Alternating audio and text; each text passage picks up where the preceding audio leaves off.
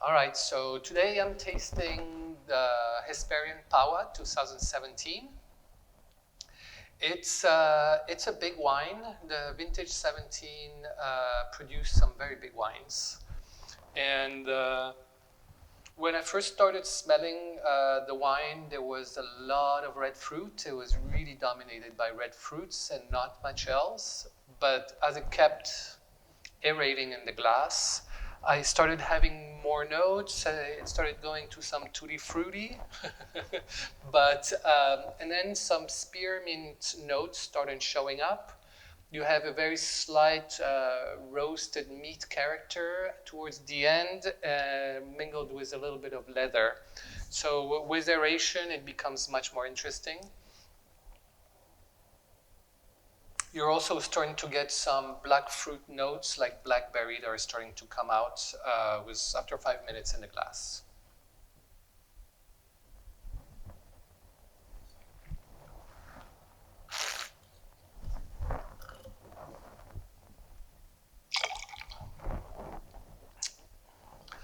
Structurally, in the mouth, I think it could be characterized as a medium density wine. It's balanced. My wines are always balanced. And it's soft, it's plush, you get some spicy notes.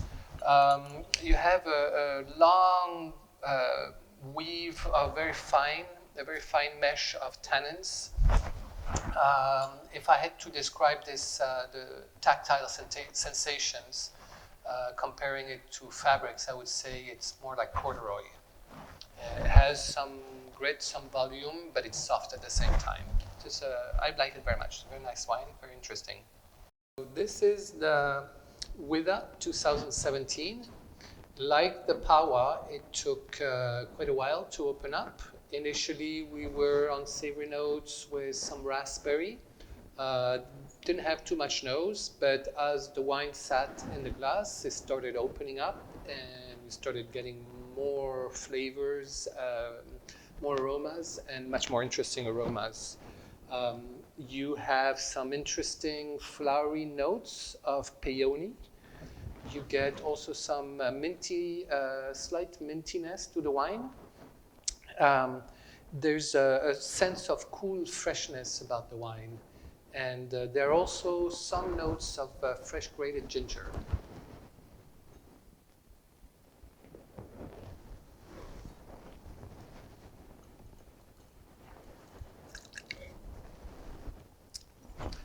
As the wine sat in the glass and the tannins bonded with oxygen, the wine started getting more amplitude.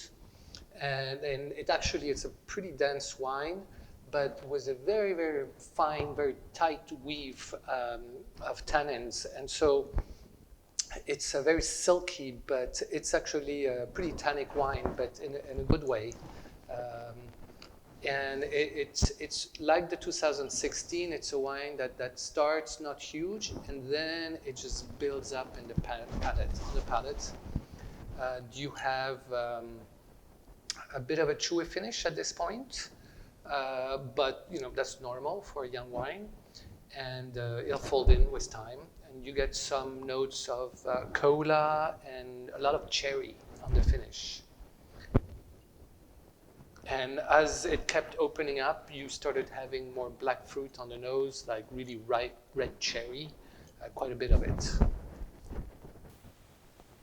All right, so this is the tasting of Hesperian Kitoko Vineyards 2017. This is a very big wine. When I first opened it, the nose was pretty muted. All I could get was boysenberry out of it. And so I just let it sit there, and I swirled it quite a bit. After 10-15 minutes, it started giving more. It's ripe, it's plush, it's rich, but it's really chewy because it's loaded with tannins. They're very fine quality tannins, so I'm not worried about how they will age. On the contrary, it's a wine that needs to be put down to rest for quite a few years. But if you're going to have it soon, then I would highly recommend you carafe it, let it sit for an hour or two, and then enjoy it. It will allow it to build up with the oxygen in the air and bind all those tannins together and make it much richer. Yes. So all these wines I've had, like the 17s, and I like to track their evolution over a few days. And typically the first day they're really tightly wound, especially the 17s. They're very big wines. And so I taste them the following day, and typically they are much better the next day because they've had more contact with oxygen, which opens up the wines, and they build up in volume, and there's much more clarity in the aromas. I keep on going till the third day. Sometimes, some vintages, the third day, the wines are tired. Not this vintage because they're really tannic. So they can stay open for 3 days in a bottle, which is good for a lot of people who don't want to drink a whole bottle in a day, even a couple, which I get. And the fourth day, yes, it starts getting tired. But if it's alive for 3 days, it's pretty good. And a note on the 2017 vintage, as you've heard, probably already, you've heard me talk about the fire. And so these are wines of that year, but the Kitoko vineyard, 75% of it had been picked before the fire.